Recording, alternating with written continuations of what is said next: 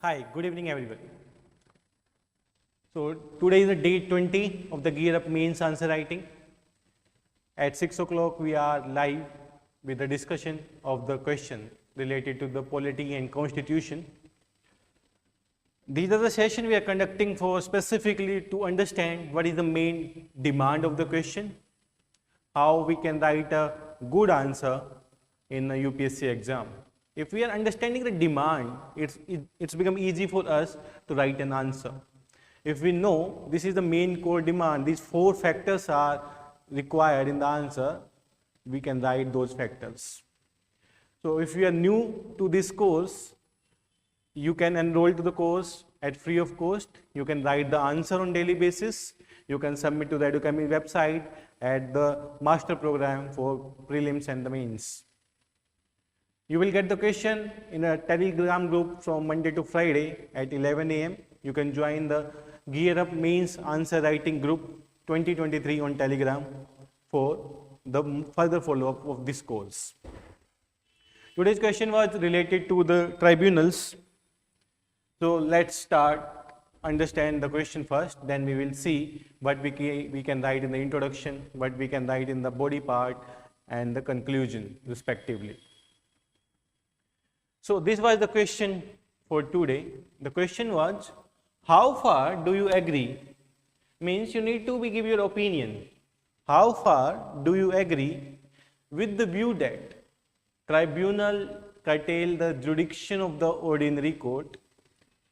Tribunals curtail the jurisdiction of the ordinary court. This is the first part of the question. In view of the above, discuss the constitutional validity and competency of the tribunals in India. And the competency of the tribunals in India. So the question is demanding the 3 things here. 1, we need to give our view, is tribunal is curtailing the jurisdiction of the ordinary court? What is the constitutional validity of the tribunals? And the competency of the tribunals in India. So we can write here, we need to address the question in 3 parts. In the first part, we will write about the constitutional validity, under which article tribunals are come, constitutional validity. Then second, we will write about how tribunals are curtailing the jurisdiction of ordinary court. Second, we will write about how tribunals curtailing jurisdiction of courts. Third, we will write about the competency of tribunals. Competency. This is the main core demand of the question. If we are reading the language again, how far you agree with the view that tribunals curtail the jurisdiction of the ordinary court? In view of the above, discuss the constitutional validity and competency of tribunals in India. So the question is demanding the 3 parts. 1 part is the how it's curtailing the jurisdiction of ordinary court. Second is the constitutional validity, and the third is the competency of tribunals. So we will arrange here first part with the constitutional validity, under which article the tribunals are concerned in the Indian Constitution, and what is the main purpose of these tribunals. We will write in the first part. In the second part, we will focus on the how the tribunals is curtailing the jurisdiction of the court. And the third, what is the competency of these tribunals in comparison to the ordinary court? These are the 3 main core demand of the question. Even we can also write about some of the lacuna in the tribunals at the end of these main demand. What are the lacunas? क्या कमी है tribunals में? What is क्या improvement चाहिए tribunals में? That we can write in the 2 lines in the last. I hope the understanding of the question is clear now. If you are understanding the question, means your 30% work is over now. Now you need to be focused on these highlights. Okay, clear? Let's move to the next part. We are usually dividing the question in the three part. One is the introduction, second is the body part, and then the conclusion part. Then the conclusion part. So in the introduction, we can directly define what is tribunals. Tribunals are the quasi-judicial body which are specifically having the judicial function as well as the administrative function, which was established by the parliament to make the judicial process faster. Because of the much of the pendency of the cases in the Indian judiciary, the specific roles of the tribunals comes here. So we can directly define the tribunals. What is the tribunals? We will avoid the constitutional dimension of the tribunals in the introduction because the question is asking specific thing about the tribunals. Question is asking about constitutional dimension of the tribunals. So we will avoid the writing about the articles in the introduction itself. So simply we will define what is tribunals. These are the quasi-judicial body which working as a judiciary purpose as well as having the administrative functions as well. So we can define the introduction this self. This was a 15-marker question in the 2018 General Study 2 paper. So in the body part, then we are dividing the body under the three headings. One is the constitutional part, second is the competency part, third is how they are curtailing. How they are curtailing the function of the ordinary court. If you are analyzing the UPSC paper from 2013 to 2022, you will find there are 6-7 questions they asked on the tribunals. And there is some kind of the repetition also in these kind of the questions. Maybe in one language or the another language they are asking the questions. So if you are preparing for the UPSC CSE 2024, please have a look at the PYQ, analyze the PYQ question. So for the better understanding, these things are necessary for the UPSC CSE preparation. Okay, let's come to the body part. First part, the constitutionalization, the tribunal system and the constitutional validity in India. क्या constitutional validity है tribunals का, and what is the tribunal system in India? So tribunals comes under the Article 323. Article 323, and this 323 divided under Article 323A and 323B. So tribunals are mentioned in the Indian Constitution in the Article 323A and 323B. Article 323A is specific about the administrative tribunals which work for specifically administration, Common Administrative Tribunal CAT, even for the central government, even for the state governments. And for the other purpose of matter, the 323B, other matter those who comes under Schedule 7 of the Constitution, means the specific division of the state list, central list, concurrent list. The issue related to the Schedule 7 are solved by the tribunals for other purpose under the Article 323B. So this is the constitutional validity of the tribunals in the country. Why the introduction of tribunals in India? क्यों लाना पड़ा tribunals को? When there is a local court, when there is a district court, high court, supreme court, then why the introduction of tribunals in India? So one of the reasons to reduce the pendency of the cases, as we see, there is the highest pendency of the cases in the high court, in the district court, in the local court, in the supreme court. So that those cases can be easily dealt by these quasi-judicial body known as tribunals. So the burden on the court will decrease, pendency of the cases will decrease, so the tribunals was introduced. And expert knowledge, specifically, tribunals are formed for some specific issue, Company Act related tribunals, SEBI related tribunals, and some of the specific purpose tribunals, river dispute related tribunals. So means they are having the expert knowledge in that area, in which area the tribunals are formed.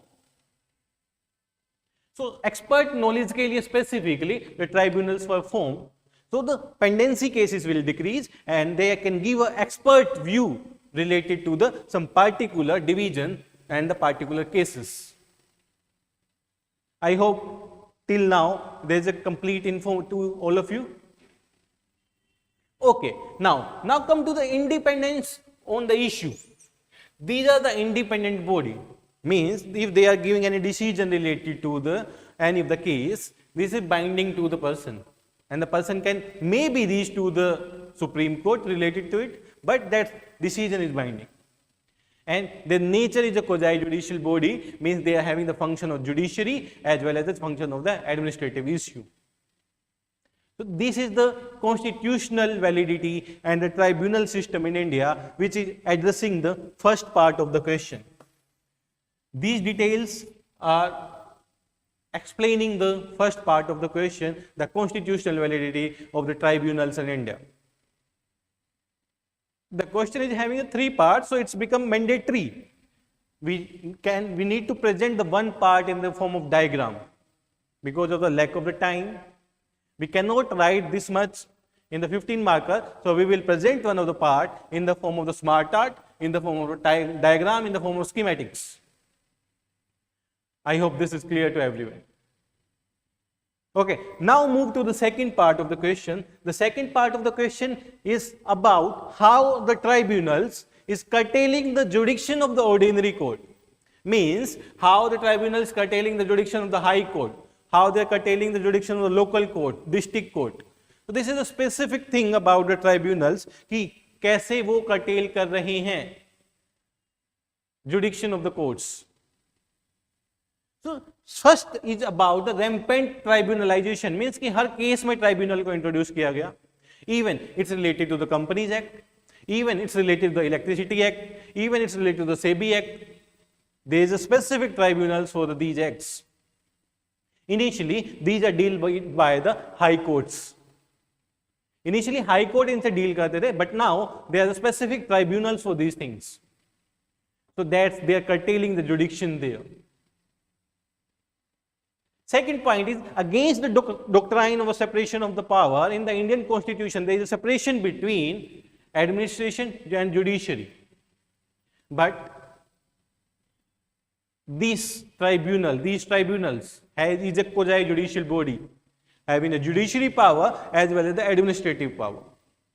So this is against the doctrine of separation of the Constitution of India. So this is against the doctrine of separation and curtailing the power or jurisdiction of the ordinary courts, and bypassing the high courts or overstepping the high courts. If the tribunal is giving any decision on any of the cases and the party is not agree with the decision, then party can directly reach to the Supreme Court by bypassing the high court. अगर कोई case tribunal से decision है and the person is not agree with the decision of the tribunals, he can directly reach to the Supreme Court instead of the high court. He can bypass. So it is bypassing the high courts or the overstepping the high courts. In that way, the jurisdiction of the ordinary courts are curtailed by the tribunals. Technical person fulfilling the judicial role. In the case, as we discussed in the first part, the person is the expert of that area. The person is expert of electricity department, the SEBI, and the other company related issue. And in the case, the person, those who are performing the function of judiciary, they are technical person, they are having some of the specific knowledge about their domain. They are not specific related to judiciary. But they are performing the function of judiciary there. So the technical person is performing the role of judiciary. So these are some of the issues where the tribunals are curtailing the jurisdiction of the ordinary courts. So we can easily write about the high numbers of tribunalization or the rampant tribunalization is here against the doctrine of separation of power, overstepping the high courts, technical person fulfilling the judicial roles. So these are some of the area where the tribunals is curtailing the jurisdiction of the ordinary court. Now we can move to the third part of the question, which is the main demand, which is demanded by specifically by the question. So we will address the third part also. The third part is about the competency of tribunals in India. किस हद तक competent है tribunals? When there is a high court, there is a supreme court, there is a district court, so we need to be check and balance. So there is a question mark on the competency of the tribunals in India.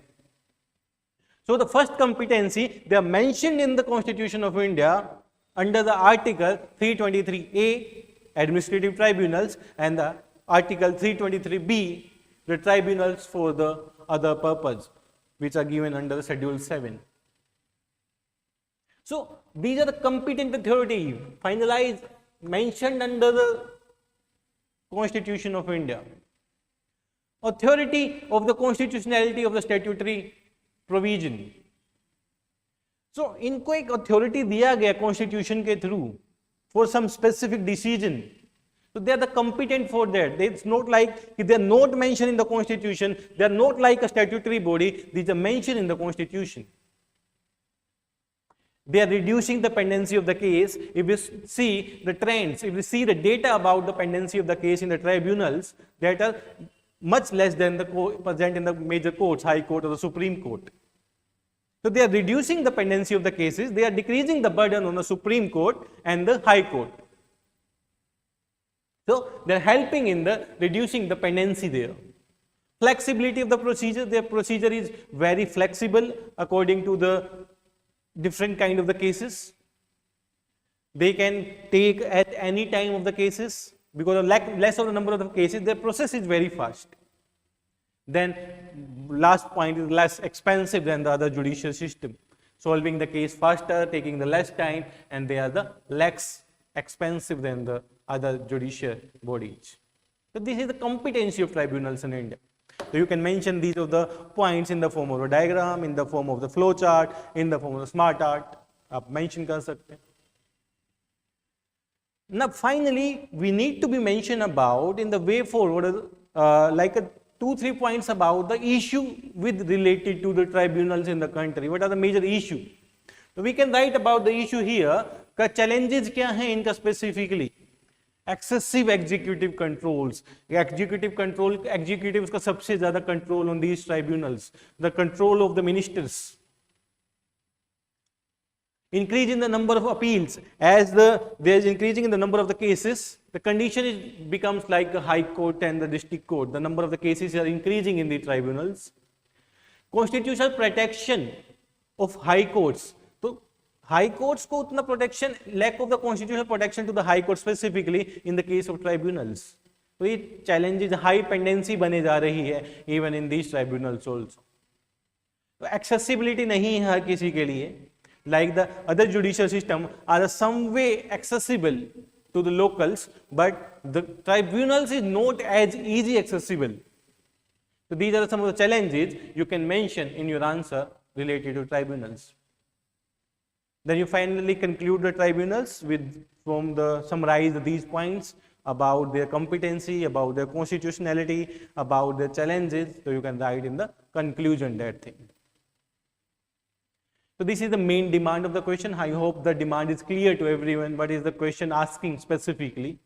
If you are just writing about the tribunals are coming under this article and just explaining that this is the note and for the question, because the question is specifically about the 3 demands. They are asking about the curtail the jurisdiction of the ordinary courts. They are asking about the constitutional validity, and they are asking about the competency of the tribunals. So we need to be address all these parts in the answer. Okay, clear to everyone. So this was the day 20 related to the polity and the constitution. The session will go from Monday to Friday at 6 p.m. every day, from Monday to Friday. Now we will meet again on Monday with a new question, with the new subject. So in between this time, you can revise from the day 1 to the day 20, the different kind of the question, what are the approach used by me, क्या approach use किया, how I am breaking the question in the multiple parts. So this is your homework you people can do.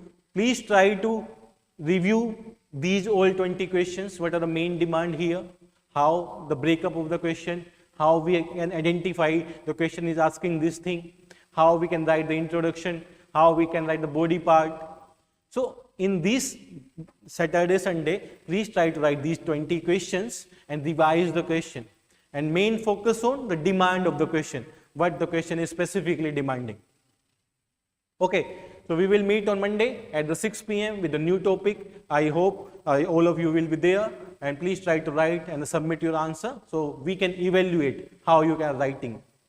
Okay, bye bye, tata, have a happy weekend.